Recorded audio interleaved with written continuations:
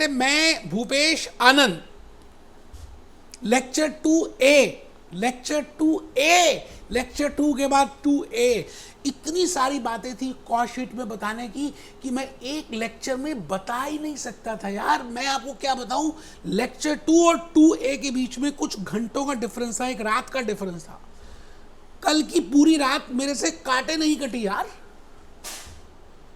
क्योंकि मुझे इतनी सारी बातें बतानी थी। मुझे लगता था बस कब सुबह हो और कब मैं अपने रिकॉर्डिंग रूम में जाकर वो सारी बातें बोल दूं। Because in the last lecture, lecture 2 cost sheet, मैंने नो डाउट आपको बताया था। आई have given you an introduction, I have told you something about cost sheet, but the point is अभी और भी बहुत कुछ बाकी है, रात अभी बाकी है, बात अभी बाकी है।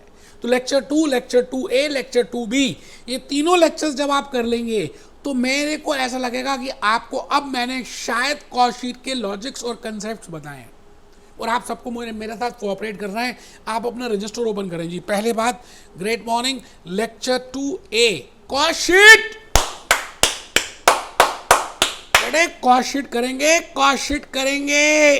आइए एक ऐसी शीट की बातें करेंगे, देखिए नाम क्या है, cost sheet. We will talk of a sheet, एक ऐसी शीट की बात होगी जहां पर हम कॉस्ट का ब्यौरा लिखते हैं, where we write down the information of cost. It means ऐसी शीट जो हमें कॉस्ट के बारे में बताती है। मैं कहता हूं trading and profit and loss account, एक ऐसा account which tells me about gross profit, which tells me about net profit.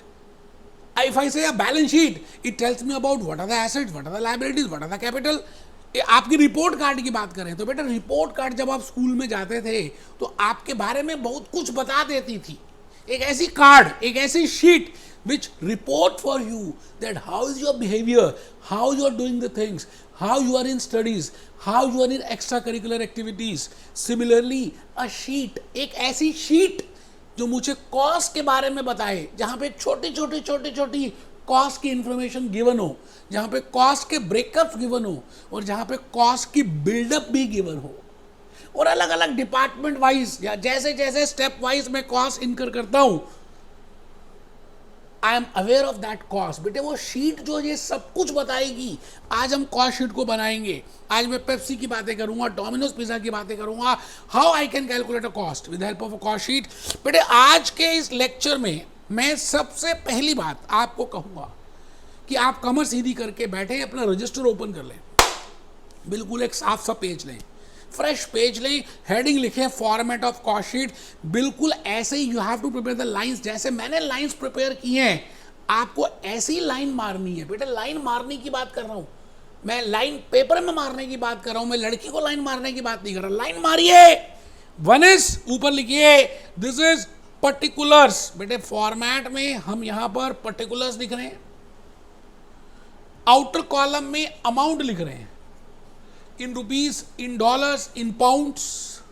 वैसे इनर कॉलम में भी अमाउंट ही आएगा, बट मैं आपको बताऊंगा कि इनर कॉलम में हम क्या इंफॉर्मेशन देंगे।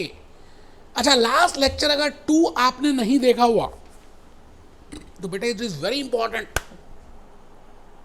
कि आज के लेक्चर को अटेंड करने से पहले आपको समझ ही कुछ नहीं आएगा। मैं ये अज्यूम कर रहा हूं कि आपने लेक्चर 2 देखा है, because then only I can start with this.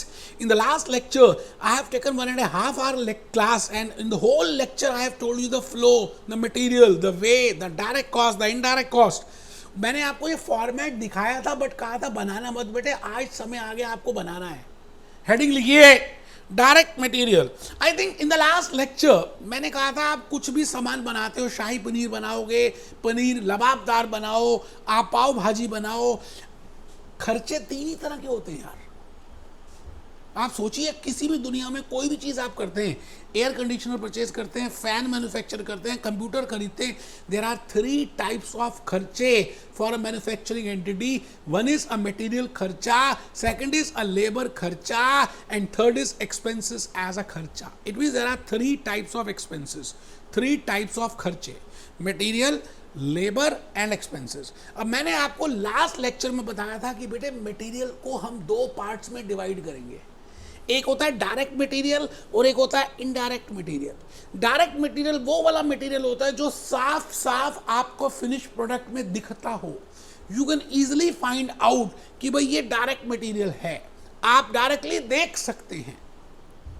मतलब there is a direct relationship between input and output and there are those 3 conditions which I have discussed. मैंने 3 कंडीशंस बताई थी कि तीनों बातें अगर फुलफिल कर जाएं, it means it changes the significant value of that product, it means there is a direct relationship, it is directly traceable, it increases the value, it means अगर वो तीनों बातें जो लास्ट लेक्चर 2 में बताई थी अगर फुलफिल कर जाएं, तो मैं ये कहूँगा कि that material is named as direct material. आपको याद है थोड़ा सा लीवाइस जीन्स का एग्जांपल दिया था मैंने, क्लॉथ में, जिप में, बटन में और थ्रेड में।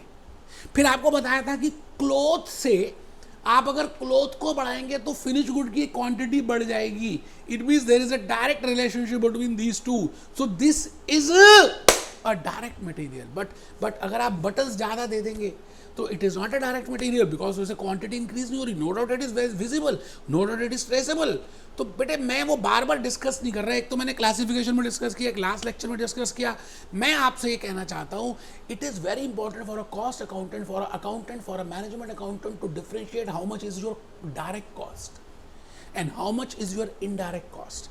आपकी डायरेक्ट कॉस्ट क्या है और आपकी इनडायरेक्ट कॉस्ट क्या है, बेटे ये डिफरेंस निकालना, ये पॉइंट करना मोस्ट इंपॉर्टेंट है।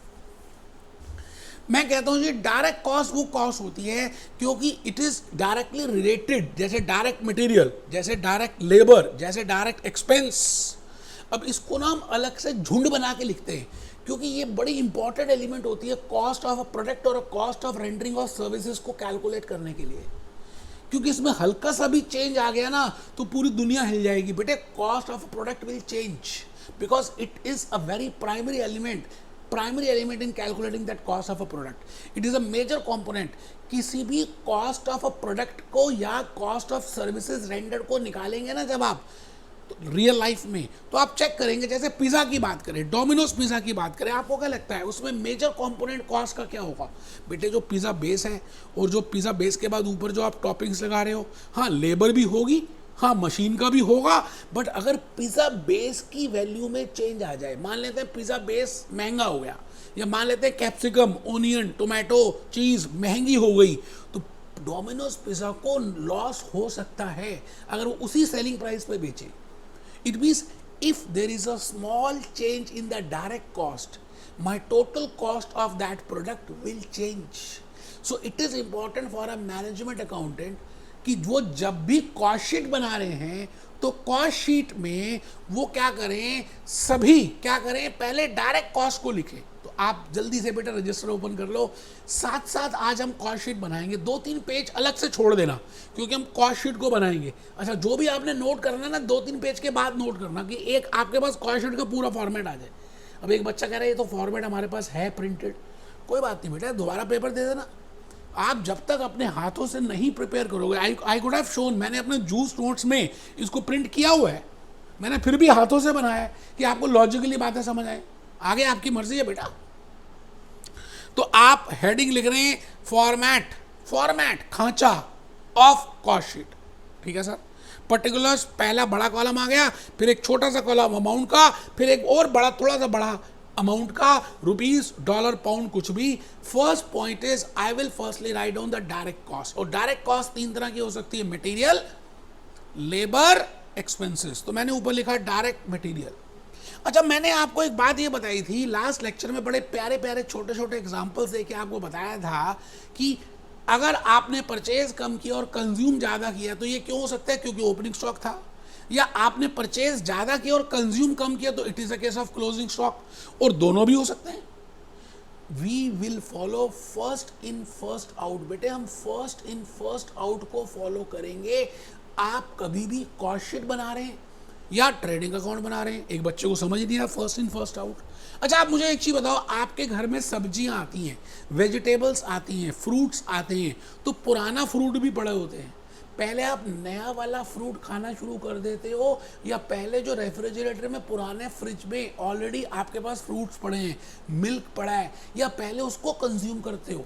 बेटे it is very but natural that firstly you consume that, firstly you eat that. It means you are following first in first out. आप फर्स्ट इन फर्स्ट आउट को follow कर रहे हो। Life में हम maximum cases में first in first out ही follow करते हैं। मेरी बात आप समझ रहे हैं? लास्ट इन फर्स्ट आउट नहीं करते, ऐसा नहीं करते कि पहले नया खा लेते हैं पुराना पड़ा रहना, वो तो खराब ही हो जाएगा। So as a management accountant, as a cost accountant, it is very important that even if it is not given, you have to follow a evergreen assumption and that assumption is first in first out। तो दोस्तों मैं आपके सामने ये कहना चाहता हूं कि आप पहले फर्स्ट ब्लॉक को लिखिए, हेडिंग लिखिए डायरेक्ट मटेरियल। डायरेक्ट मटेरियल में पहली आइटम मैंने लिखी opening stock of raw material, जो हमने फैक्ट्री में डाला। फिर हमने कुछ रॉ मटेरियल को परचेज किया, तो इसको इनर कॉलम में लिख रहे हैं opening stock of raw material. अच्छा, ओपनिंग स्टॉक तो हमने बाहर लिखा आउटर कॉलम में, बिल्कुल ठीक है। फिर हमने लिखा परचेजेस ऑफ रॉ मटेरियल। फिर मैंने आपको लास्ट लेक्चर में बताया था कि अगर आप सामान खरीदते हैं and you have paid transit insurance और you have incurred some carriage inward, आप रेडियो लेकर, एक टीवी सेट लेकर आते हैं बड़ा सा, और बेटे टीवी को सिर पे तो उठा कर नहीं लेके आएंगे, रिक्शे में लेकर आएंगे, you have to pay the cartage for that. It means आपका जो टीवी है $1,00,000 का था, अज्यूम कर रहे हैं, and you have paid $10,000 as cartage on that. It means आपको घर में वो टीवी की परचेज कॉस्ट $1,00,000 नहीं पड़ी, 1,10,000 पड़ी, because you have paid that freight inward, you have paid that cartage. It means whenever you are calculating purchases my dear friends, उस purchases से डायरेक्टली रिलेटेड जो भी आपने ट्रांजिट इंश्योरेंस, जो भी आपने फ्रेट इनवर्ड, जो भी आपने कैरेज इनवर्ड पे किया है, उसको ऐड करें। तो मैंने यहां पर क्या लिखा, opening stock of raw materials, ठीक है sir, add plus purchases of raw material में मैंने पहले क्या ऐड कर दिया जी, फ्रेट इनवर्ड और कैरेज इनवर्ड और ट्रांजिट ऑन इंश्योरेंस, इसको इनर कॉलम में लिखा।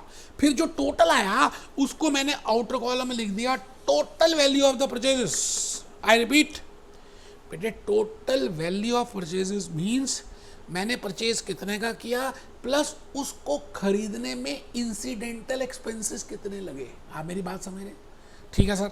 अच्छा, अभी मैंने बताया था और लास्ट लेक्चर में मैंने एक्सप्लेन भी किया था, closing stock of raw material. I could have, it can be possible that I have purchased 1,000 units, but I have not consumed 1,000 units. It may be less than that or it may be more than that. So I have subtracted less closing stock of raw material. So I will be subtracting closing stock of raw material because I want to find out how many units I have consumed in that factory. मैंने उस factory में कितने units consume किए। मेरी बात आप शायद समझ पा रहे हैं। बेटे मैं भूपेश आनंद हूँ, नींद आ रही है तो थप्पड़ मार दूंगा, कमर सीधी करके बैठिए, हेडिंग लिखिए direct material, opening stock of raw material, outer column में परचेजेस ऑफ रॉ मटेरियल में हमने freight inward, carriage inward, transit insurance add कर दिया इनर कॉलम में, फिर टोटल वैल्यू बाहर ले गए, less closing stock of finish raw material. बेटे फैक्ट्री में हमने जो खर्चा किया हम उसको निकालने की कोशिश कर रहे हैं। तो हमने सबसे पहले रॉ मटेरियल कंज्यूम्ड का खर्चा किया, कंज्यूम्ड को निकालने के लिए opening stock plus purchases minus closing stock करेंगे। लास्ट लेक्चर में मैंने इस फॉर्मूले को डिराइव किया था। रटना कुछ भी नहीं है, लॉजिकली बातों को समझना है।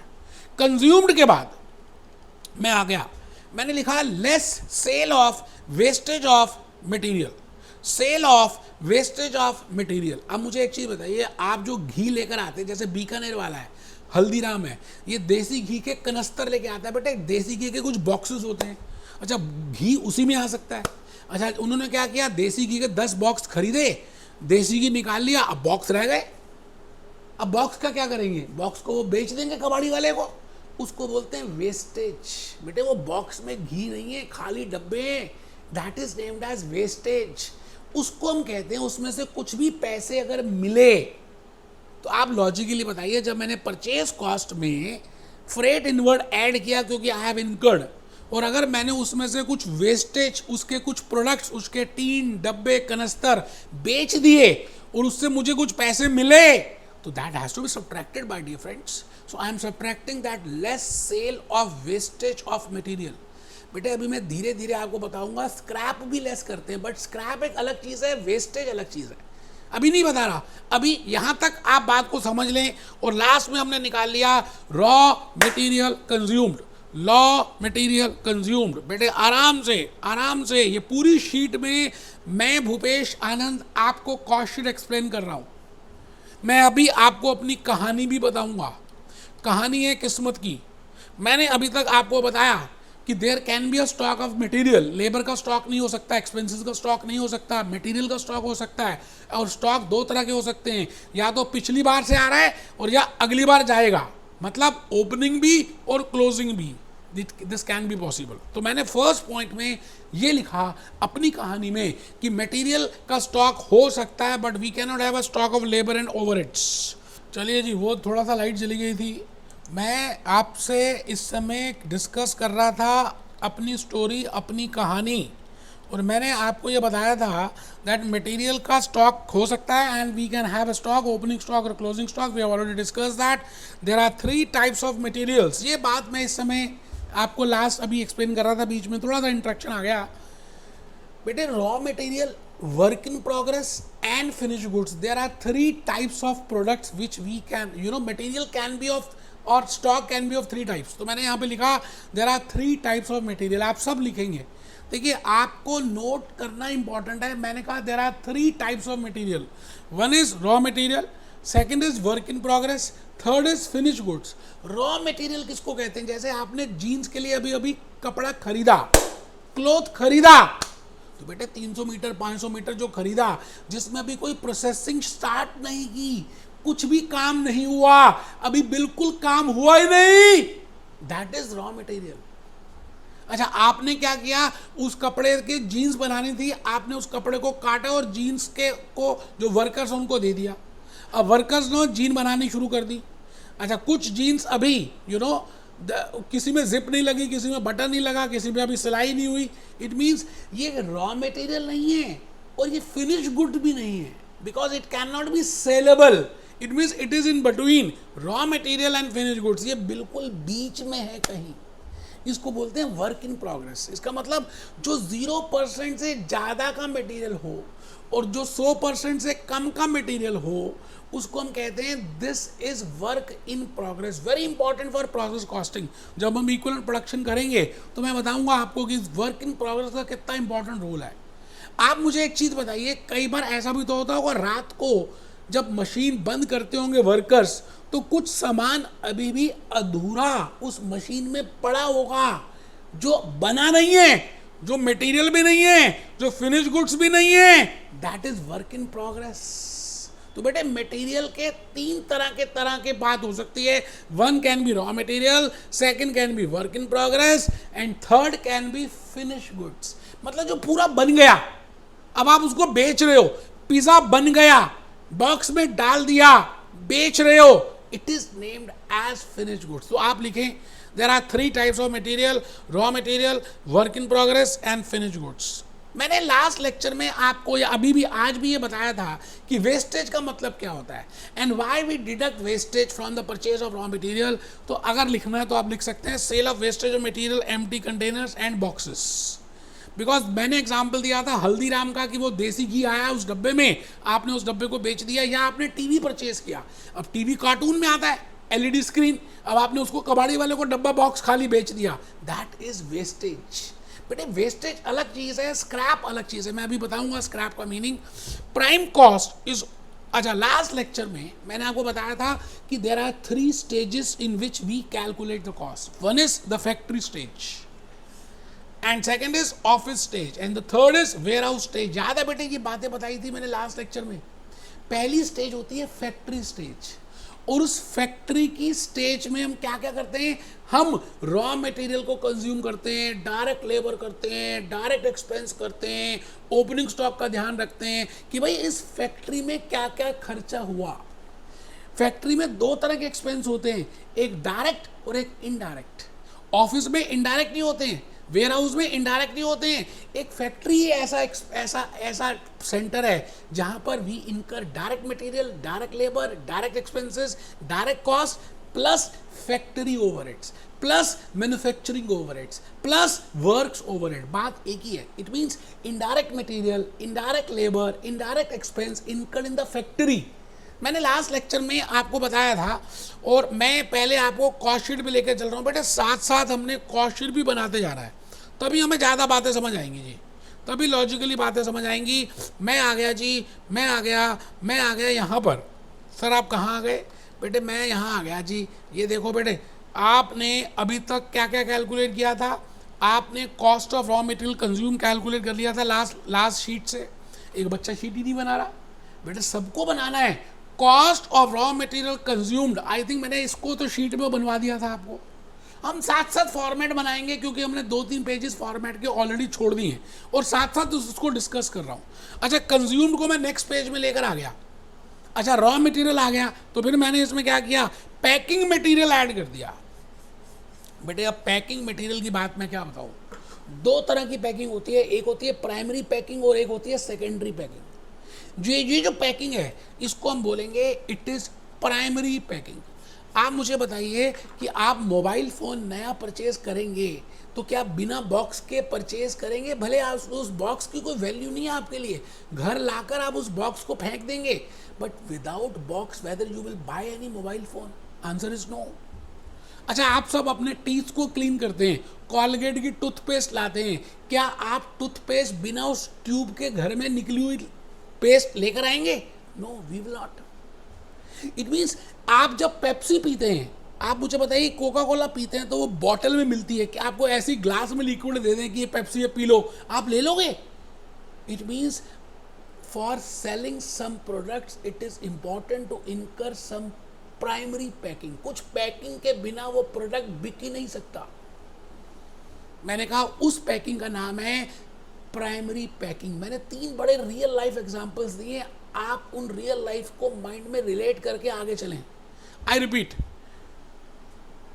all those expenses, all that packing expense which is very important, without which you cannot sell that product. I have given the example of Colgate toothpaste, I have given the example of mobile phone, I have given the example of Pepsi Cola. I cannot sell it. तो बेटे इन सबको हम क्या कहते हैं? इन सबको बोलते हैं प्राइमरी पैकिंग। तो रॉ मटेरियल कंज्यूम्ड में प्राइमरी पैकिंग ऐड करें। अभी वैसे मैंने अलग से स्टोरी में लिखा हुआ पैकिंग के ऊपर एक्सप्लेन करने के लिए बताया। अच्छा जी, डायरेक्ट लेबर ऐड कर दीजिए। डायरेक्ट लेबर लास्ट लेक्चर में बताया था, the labour which is directly related with the production. फिर डायरेक्ट एक्सपेंसेस ऐड कर दीजिए। मैंने लास्ट लेक्चर में अमिताभ बच्चन, शाहरुख खान की बातें की थी, काजोल की बातें की थी, आपके सामने मैंने आलिया की बातें की थी कि आप आलिया की फोटो डायरेक्टली नहीं लगा सकते हमारे प्रोडक्ट में, you have to pay the royalty for that, you have to pay the brand expenses for that.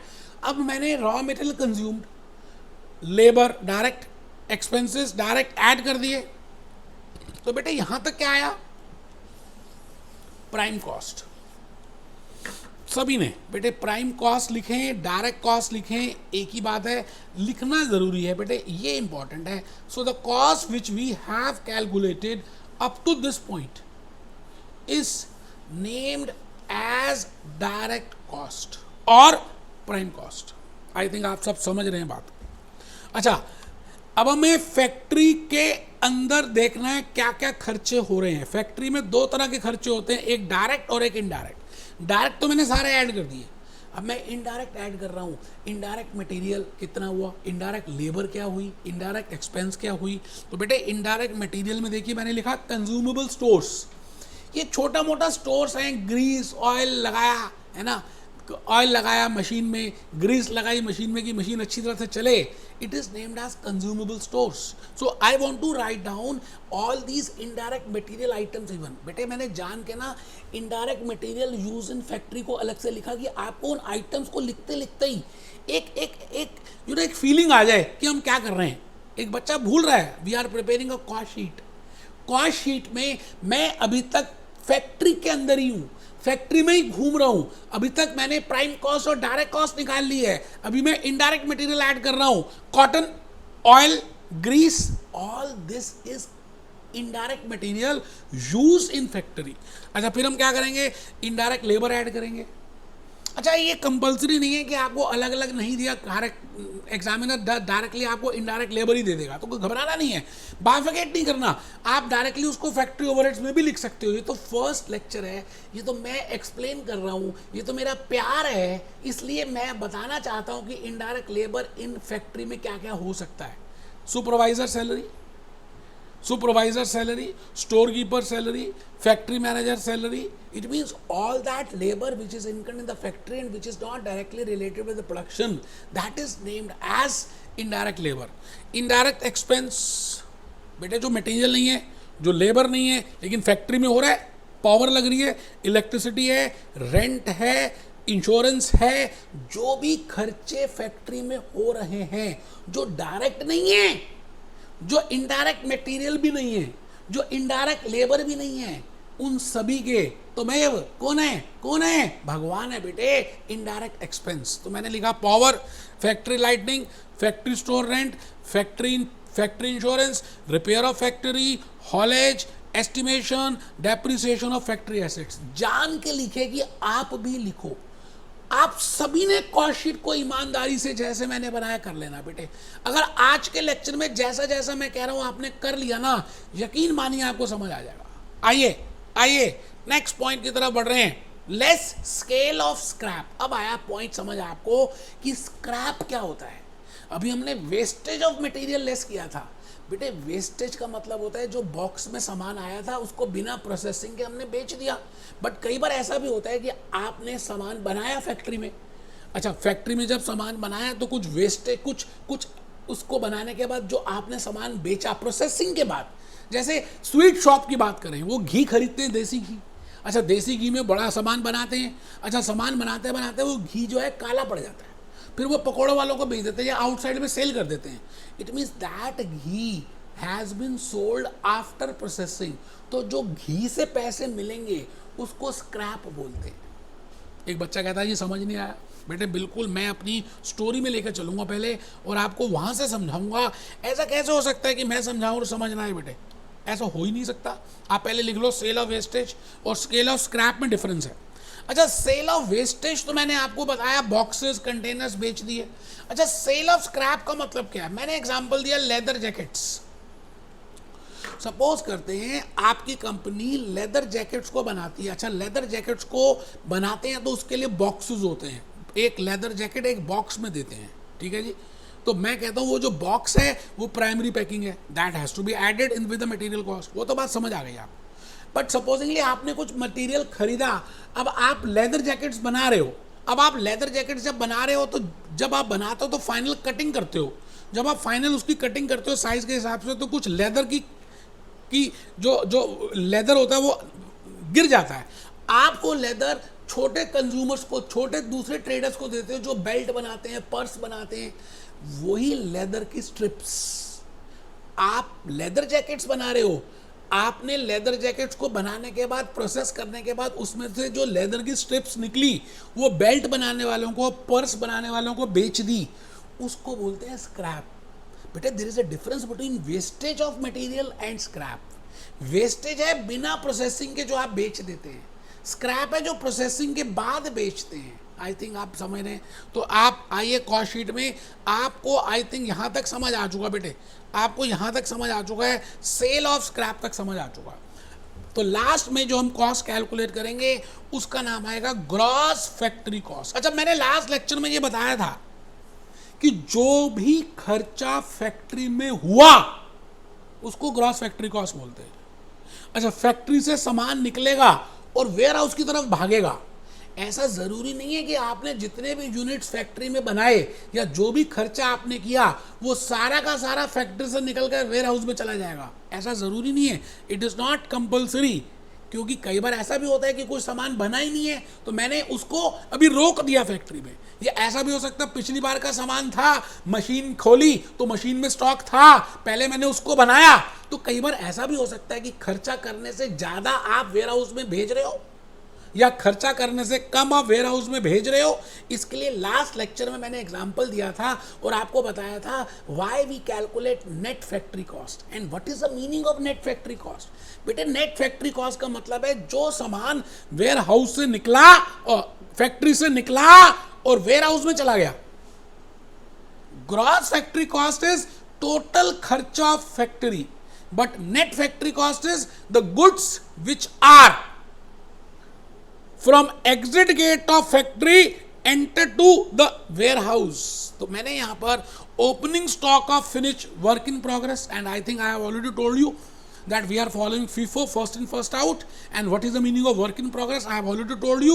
So add opening stock of work in progress less closing stock of work in progress. last lecture में बताया था, आज भी बता दिया, इसको बोलते हैं बेटे नेट फैक्ट्री कॉस्ट। लिखना है बेटा, हिम्मत करनी है, मैंने इसलिए 2-3 पेज छुड़वाए हैं, खुला बड़ा बड़ा लिखो, क्योंकि कॉस्ट शीट समझ आ गई तो पूरी कॉस्टिंग समझ आ जाएगी यार। तो नेट फैक्ट्री कॉस्ट का मतलब है ऐसी कॉस्ट जो उन यूनिट्स के ऊपर है जो फैक्ट्री में लगी, जो फैक्ट्री से निकलकर वेयर हाउस में गए, क्योंकि इट मे बी पॉसिबल कि सारे यूनिट्स नहीं भी गए। अच्छा, सारे यूनिट्स में जो कॉस्ट लगी उसको ग्रॉस फैक्ट्री कॉस्ट बोलते हैं, बट उसमें से जो निकलकर वेयर हाउस में गए उसको नेट फैक्ट्री कॉस्ट बोलते हैं। तो add opening stock of WIP करते हैं, less closing stock of WIP करते हैं, तो उसके बाद मैं सीधा वेयर हाउस में जा रहा हूं। अच्छा, मैंने आपको लास्ट लेक्चर में ये बताया था कि अगर फिनिश गुड्स अगर हम इस फैक्ट्री के गेट से डायरेक्टली सामान वेयर हाउस में भेज दें तो यहाँ पर जो लोग बैठे हैं ना ऑफिस वाले, चीखना शुरू कर देंगे, आवाजें निकालेंगे, अरे अरे अरे हमारा खर्चा कौन लेगा, हमारा खर्चा कौन लेगा, हमारा खर्चा कौन लेगा, और अपने खर्चों को वो यहाँ पर फेंकना शुरू कर देते हैं। बेटे इनका खर्चा यहाँ पर जाकर चिपक जाएगा। किसका? ऑफिस डिपार्टमेंट का। कौन सा? ऑफिस में जो मटेरियल लगा इनडायरेक्ट ही होगा, ऑफिस में जो लेबर लगी इनडायरेक्ट ही होगी, ऑफिस में जो एक्सपेंस लगा इनडायरेक्ट ही होगा, बिकॉज ऑफिस डिपार्टमेंट में we always incur indirect cost. It means that is named as office overheads. It means net factory cost में जब हम ऑफिस ओवरहेड्स ऐड कर देते हैं तो हमारे पास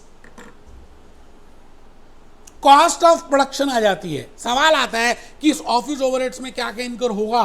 तो बेटे ऑफिस ओवरहेड्स में इनडायरेक्ट मटेरियल, इनडायरेक्ट लेबर और इनडायरेक्ट एक्सपेंस, 3 तरह की बातें होंगी। बेटे आपको कॉस्ट शीट बनाते रहना है, क्योंकि आपको तभी पता चलेगा कि क्या क्या आइटम्स आ सकती हैं ऑफिस ओवरहेड्स में। तो आप सभी यहाँ तक पहुँच चुके थे। कहाँ तक पहुँच चुके थे? नेट फैक्ट्री कॉस्ट तक आई थिंक हमने कॉस्ट शीट बना ली थी। अब फैक्ट्री से सामान निकलकर वेयर हाउस में जा रहा है, बीच में ऑफिस पड़ा, ऑफिस वाले रो रहे हैं, चिल्ला रहे हैं, शोर की आवाज आई, उन्होंने ऑफिस ओवरहेड्स फेंकने शुरू कर दी नेट फैक्ट्री कॉस्ट के ऊपर, उसमें जाकर वो ऑफिस ओवरहेड्स चिपक गए। अच्छा, चिपक गए तो कौन कौन से तरह के हो सकते हैं? Indirect material, printing and stationery use in the office, computer stationery use in the office, pen use in the office, it is being used in office and this is indirect material, and there is no issue that if you do not bifurcate between indirect material, indirect labor, indirect expense incurred in the office, you can also write an office overheads. But because I am explaining a cost sheet, that's why I am deliberately discussing it, that this is the material which is being used in the office, this is the labor which is being used in the office, this is the indirect expense which can be used in the office. So you can also write down just as a office overhead also, so no issues for that. तो आप लिखें indirect material, printing and stationery, computer stationery, indirect labor। अब आप बताइए, आप as a accountant जब वहाँ पे बैठेंगे तो आपको जो सैलरी मिलेगी, जो ऑफिस में PM काम कर रहा है, जो ऑफिस में झाड़ू लग रहा है, जो ऑफिस में चीज़ें इनकर हो रही हैं, मैं कहता हूँ उसको हम बोलते हैं staff salary, manager salary, director salary. This is indirect labour incurred in the office. ये भूपेश आनंद है जो आपको ऑफिस ओवरहेड्स की भी ब्रेकअप बता रहा है कि indirect material, indirect labour, indirect expense. बेटे कॉस्ट शीट का मतलब ये कॉस्ट को ब्रेकअप करना और फिर बिल्डअप करना। आइए जी, इनडायरेक्ट एक्सपेंस ऐड कर दें। अब आप सोच रहे होंगे इनडायरेक्ट एक्सपेंस कौन कौन से हो सकते हैं? बेटे ऑफिस की जो स्पेस लिया उसका रेंट, अच्छा ऑफिस में जो कंप्यूटर है उसकी डेप्रिसिएशन, अच्छा ऑफिस की जो लाइटनिंग है, और ऑफिस में और भी बड़े सारे खर्चे हैं। तो जो भी खर्चे ऑफिस में हुए हैं और जो मटेरियल नहीं है, जो लेबर नहीं है, दैट इज इनडायरेक्ट एक्सपेंस। तो मैंने लिख दिया जी office rent, office insurance, bank charges, telephone, इनको ऐड कर देंगे तो आप बताइए वेयर हाउस के गेट में जो कॉस्ट आएगी उसका नाम क्या होगा? Cost of production. मैंने और भी बड़ी सारी आइटम्स लिखी हैं, audit fees, depreciation, repair of office, legal charges. बेटे ये प्यार से किया है, ऐसा नहीं कि फॉर्मेलिटी में एक दो आइटम दे दी और काम खत्म। बेटे आपको मेरी मेहनत, मेरी बात, मेरी एनर्जी से ये लग रहा होगा कि सच में मैं मन से आपको समझाना चाहता हूं, एक फॉर्मेलिटी नहीं कर रहा। तो मैंने जब ये ऐड कर दिया तो इसको बोलते हैं कॉस्ट ऑफ प्रोडक्शन। अभी हम वेयर हाउस के एंट्री गेट में, वहां पर जो कॉस्ट होती है फैक्ट्री कॉस्ट में ऑफिस ओवरहेड चिपकने के बाद, उसको बोलते हैं cost of production.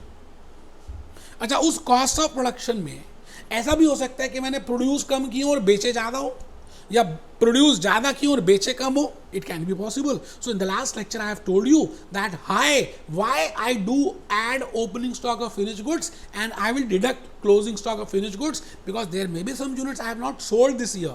So that is closing stock of finished goods and I am following first in first out. So why I am doing it? In the last lecture I have told you, still I am telling here, I am following FIFO method, and it can be possible that number of units produced are not equal to number of units sold, but it can only be possible if there is a existence of opening stock of finished goods and closing stock of finished goods. अगर opening और closing दोनों होंगे या एक होगा तब production में और सेल्स में डिफरेंस आ सकता है।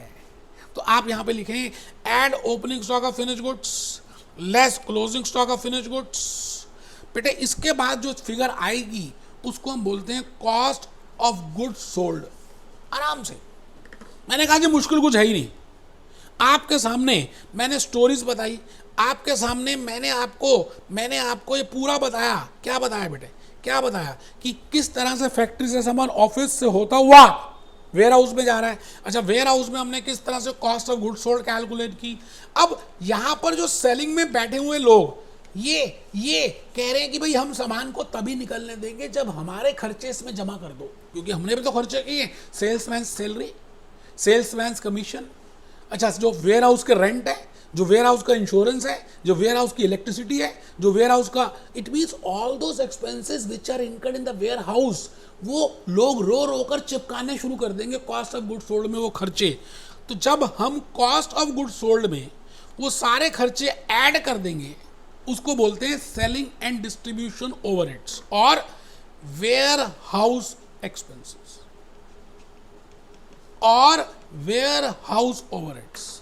सेलिंग एंड डिस्ट्रीब्यूशन ओवरहेड्स और वेयर हाउस ओवरहेड्स अगेन आप एक साथ भी लिख सकते हैं। ये मेरा प्यार है कि मैंने उसको indirect material, indirect labour, indirect expense में लिख के दिखाया। तो इनडायरेक्ट मटेरियल में क्या है? फ्री सैंपल्स दिए, डिस्ट्रीब्यूशन सैंपल्स दिए। आप बताइए किसी स्वीट शॉप में जाते हैं, आप कहते हैं ना पहले टेस्ट करा दो, तो free sample. Indirect material labour क्या हो सकती है? Salesman salary, salesman commission, warehouse charges. बेटे प्यार किया है, पूरा प्यार किया, पूरा निभाऊंगा यार। अच्छा, what can be type of indirect expenses incurred in the selling and distribution department? Travelling expense, advertising, warehouse rent, loading charges, carriage outward, secondary packing. I think I have already told you what I mean by second. अभी फिर भी secondary packing मैं थोड़ा सा और बताऊंगा। मैंने अभी आपको शायद उस समय प्राइमरी पैकिंग बताया, मैं अभी आपको सेकेंडरी पैकिंग भी बताऊंगा। बेटे भूपेश आनंद आपको एक एक चीज बताएगा, लिख लें। कलेक्शन चार्जेस, बैड डेट्स जब ऐड हो जाएंगे तो जो फिगर आएगी, जो एग्जिट गेट से फैक्ट्री, जो वेयर हाउस के एग्जिट गेट से जाएगी, उसको क्या बोलेंगे? Cost of sales.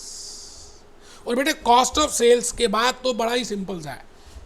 Cost of sales का मतलब क्या है? Cost of sales, cost of sales, cost of sales, जितने यूनिट्स मैंने बेचे उनको बनाने का या जो भी कुछ खर्चा कितना आया उसको बोलते हैं कॉस्ट ऑफ सेल्स। तो कॉस्ट ऑफ सेल्स में से सेल्स अगर लेस कर दें तो डिफरेंस जो आएगा इट इज प्रॉफिट और लॉस। तो बेटे आप सभी कॉस्ट शीट बना लो। अभी 5 मिनट की एक एक्सप्लेनेशन बाकी है, बाकी सब हो गया। लेक्चर 2A कंप्लीट है, लेक्चर 2B में मैं इसका प्रैक्टिकल क्वेश्चंस कराऊंगा। आप आराम से यहाँ तक देख लीजिए आप कहाँ तक पहुँचे थे। मुझे लगता है कि आपने कॉस्ट ऑफ गुड्स सोल्ड तक लिख दिया था। Selling and distribution overheads add कर रहे हैं, उसको मैंने 3 बाइफिकेशंस बनाई, indirect material, indirect labour, indirect expense. I think आप बात समझ चुके हैं, ठीक है जी। इनडायरेक्ट एक्सपेंस में आइटम्स लिख दीजिए, travelling expense, advertising, warehouse rent, loading charges, carriage outward, secondary packing, collection charges, bad debts, cost of sales. And then when we deduct from sales, balancing figure is profit और loss. और फिर मैंने आपको story बताई थी, I think ये story में हमने बात कर ली थी, फिर ये भी बात कर ली थी, और फिर मैंने आपको रॉ मटेरियल बता दिया था, that raw material means 0% work done, work in progress means more than 0 but less than 100, and finish goods means 100% सब कुछ हो गया। बात अभी सब कुछ complete. And then I have told you something about packing, you know, and I have bifurcated at what I mean by primary packing and what I mean by secondary packing. I think I have given the example of Colgate Palmolive, I have given the example of Pepsi, I have given the example of mobile phone that you will not take without that packing, you know, that is named as primary packing. But secondary packing होती है customer की convenience के लिए। जैसे mobile phone, हर mobile phone को हमने separately pack किया box में, अब हमें डिस्ट्रीब्यूटर्स को देना है, होल सेलर्स को देना है, तो हम एक बड़ा सा कार्टून लेकर आएंगे और उस बड़े से कार्टून में ये छोटे छोटे बॉक्स डाल देंगे। जैसे पेप्सी की बॉटल्स होती हैं, बड़ा सा एक प्लास्टिक का वो होता है क्रेड, उसमें हम पेप्सी की बॉटल्स कांच की या प्लास्टिक की डाल देते हैं। तो जो प्लास्टिक की बॉटल की कॉस्ट है वो तो प्राइमरी पैकिंग है, बट ये जो क्रेड है जिसमें 24-25 बॉटल्स एक साथ आ जाएंगी, इट इज सेकेंडरी पैकिंग। तो secondary packing is for the convenience of customer. जैसे पॉलिथीन का बैग, जूट का बैग, क्लोथ का बैग हमने कस्टमर के लिए दे दिया, उसको हम बोलते हैं इट इज सेकेंडरी पैकिंग। तो secondary packing is selling overheads. Primary packing will come in material, direct material. ये बता दिया बेटे ऑब्जेक्टिव ऑफ फाइनेंशियल अकाउंटिंग, ये सब बता दिया, सब बता दिया बेटे। मैं भूपेश आनंद आज आपके सामने खड़ा तो हूँ। मैं चाहता हूँ कि आपको ये भी पता हो कि सेल्स हमने 2 तरह की थी, एक वेस्टेज और एक स्क्रैप। वेस्टेज क्या होती है? बिना प्रोसेसिंग के जो आप बेच देते हो, और स्क्रैप क्या होती है? जो आप प्रोसेस करते हो फिर बेचते हो। जैसे लेदर जैकेट का एग्जाम्पल दिया, हल्दीराम का एग्जाम्पल दिया, ठीक है जी। आपको सारी बातें बेटा क्लियर होंगी ना तो ज़्यादा लॉजिकली कॉस्ट शीट बना पाओगे, क्योंकि cost sheet is the summarised statement of breakup of the cost. अच्छा, then I have discussed about packing material, primary packing and secondary packing. I have given the example of what I mean by primary packing and secondary packing. I think मैंने सारी बातें आपको बताने की कोशिश की है, ठीक है जी। एक बच्चा कहता है सर साइट में कुछ दिखाना है। हाँ बेटे, मैंने आपके लिए पिज़्ज़ा की और पेप्सी की बातें की हैं। आइए ज़रा देखें बेटे, ये पेप्सी की बॉटल्स हैं। आप मैनेजमेंट अकाउंटेंट हो पेप्सी के, you have to calculate what is the cost of this 2 litre bottle. ये 2 लीटर बॉटल की कॉस्ट कितनी आई है ना। आपको ये भी देखना है कि इसमें से ये जो 2 लीटर की बॉटल की कॉस्ट है उसमें अगर टिन ले रहे हैं तो फिर कितनी कॉस्ट है, how much is the cost, how much is the material, how much is the factory cost. अब आपको पर यूनिट कॉस्ट कैलकुलेट करनी पड़ेगी, वो मैं सिंगल आउटपुट कॉस्टिंग में बताऊंगा। जैसे डोमिनोज की बात करें तो डोमिनोज का जो पिज़्ज़ा है ना, इसमें क्या क्या कॉस्ट लगेगी, how we prepare this pizza, how much is the material, because you have to find out the price, you have to find out the price of that, selling price कितना है वो देखना है। तो अच्छा, सेलिंग प्राइस के लिए आपको कॉस्ट ऑफ अ पिज़्ज़ा पता होना चाहिए। अब देखो, कॉस्ट ऑफ द पिज़्ज़ा के लिए मैं तो यही कहता हूँ कि कॉस्ट ऑफ द पिज़्ज़ा के लिए आपको पिज़्ज़ा बेस की कॉस्ट पता होनी चाहिए, टॉपिंग की कॉस्ट पता होनी चाहिए, कैप्सिकम की कॉस्ट पता होनी चाहिए, और बटर की कॉस्ट पता होनी चाहिए, बॉक्स की। अच्छा, अब बताओ, पिज़्ज़ा कभी ऐसे हाथों में तो लेके नहीं जाओगे। पिज़्ज़ा आप भले वो पॉलिथीन ना दे, but pizza is always given to you in primary packing. एक बॉक्स होगा, उस बॉक्स में वो पिज़्ज़ा बेस डालेंगे। हाँ, आजकल डोमिनोज वालों ने वो प्लास्टिक की थैली देनी बंद कर दी है, बिकॉज दैट प्लास्टिक की थैली secondary packing, but that box in which pizza जो मिलेगा दैट इज प्राइमरी पैकिंग। तो प्राइमरी पैकिंग के बिना आप लोगों ही नहीं पिज़्ज़ा, वो कहेंगे हाथ में ले जाओ पिज़्ज़ा, गरम गरम, आपको गरम लगेगा। It means you can calculate the cost of a pizza. You can calculate cost of anything with the help of a sheet, which is named as cost sheet. Hope आपको बातें समझ आई हैं बेटे. बस एक छोटी सी बात कहनी है आपको. मैं गाना एक दिखाऊंगा, आप सबको एक बड़ा प्यारा सा गाना दिखाना है. आप देखना चाहेंगे बेटे? बड़ा ही प्यारा सा गाना है. मैं लेकिन उस गाने से पहले आपको ये कहना चाहता हूँ कि देखिए, इन कॉस्ट शीट, जब आप कॉस्ट शीट का सफ़र तय कर रहे होंगे तो कॉस्ट शीट के सफ़र में सबसे पहली जो पड़ाव आएगा, उस पड़ाव का नाम है फैक्ट्री का पड़ाव.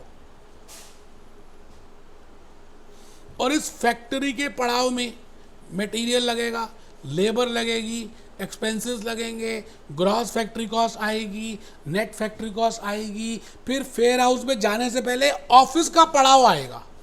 और यहाँ पर हम ऑफिस ऑफिस ऑफिस को लिखते हैं. अच्छा, जब आप फैक्ट्री कॉस्ट में होते हैं तो firstly you calculate prime cost, then you calculate gross factory cost, and then you calculate net factory cost. And when you enter into this warehouse, जब आप इस वेयर हाउस में एंटर करने वाले होते हैं तो बेटे आप जो निकालते हैं उसको बोलते हैं cost of production. It means आपको ये सभी कॉस्ट मालूम होनी चाहिए. फिर हम उसमें plus opening stock of finish goods और less closing stock of finish goods करते हैं तो कॉस्ट ऑफ गुड्स सोल्ड. अच्छा, उसमें selling and distribution overheads add जब चिपक जाते हैं तो कॉस्ट ऑफ सेल्स. बेटे ये आपको मैंने बड़ी मेहनत से बताया, आपको ईमानदारी से समझना है. अब लास्ट में बस एक छोटा सा गाना दिखाकर मैं एक मूवी दिखा रहा हूँ. इस मूवी का नाम है ये जिंदगी ना मिलेगी दोबारा. इसमें बड़ी प्यारी प्यारी सी बातें हैं. आप एक बार सुनिए क्या कहना चाह रहे हैं बेटे, क्या कहना चाह रहे हैं. सुनना. ऐसी गहराइयां, सुनना जरा ध्यान से. ऐसी तन्हाइयां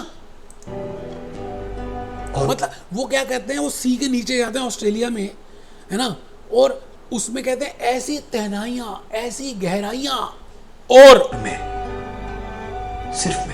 सिर्फ मैं, वो पूरी तन्हाई है. आप जब पढ़ाई कर रहे हैं कोई नहीं है, आप ही क्वेश्चन कर रहे हैं, आप ही हैं. आइए.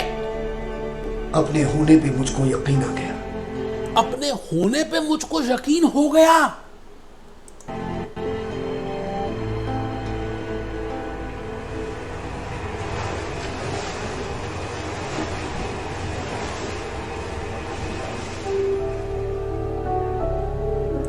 बेटे मैं आपसे बस ये जो मैंने वीडियो दिखाया ना, मैं बस ये चाहता हूं कि आपको अपने पे यकीन होना चाहिए कि आप कर सकते हो. ऐसी लागी लगन मीरा हो गई मगन. बेटे लेक्चर 2A मैं यहीं पे कंप्लीट कर रहा हूँ. लेक्चर 2B में मिलेंगे, उसमें मैं प्रैक्टिकल क्वेश्चंस कराऊंगा कॉस्ट शीट के ऊपर. अगर आपने 2B नहीं किया तो 2 और 2A किया तो बेकार है. ठीक है जी, मिलते हैं. Be happy, be jolly, be cheerful.